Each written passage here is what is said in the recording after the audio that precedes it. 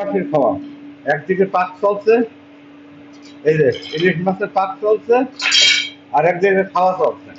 কারণ সারাদিন খাইনি, রাত 10টার সময়, কালকে রাত 10টায় খাইছে আর এখন খাচ্ছে। এদিকে পাক চলছে, দেখেন, এদিকে পাক চলছে আর এদিকে খাওয়া চলছে। এখনো কাপড় চোপড়ও খুলিনি, কাপড় চোপড়ও খুলিনি। তো এই হচ্ছে প্রবাসের জীবন। সব থেকে কষ্টের, সব থেকে যন্ত্রণাময়, সব থেকে বেদনাময়।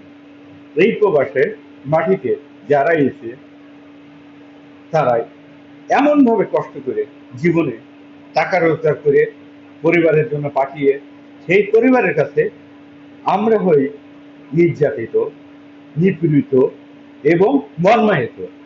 আমরা অনেক বেদনাদায়ক, এসব হচ্ছে বেদনাদায়ক। এই বেদনাদায়ক কারণ আরামে দুটো ভাত খাবো, সেই ভাগ্যটা হচ্ছে না। যে আরামে দুটো খাবো, সে খাবার সৌভাগ্যটা হচ্ছে না। এই হচ্ছে প্রবাস।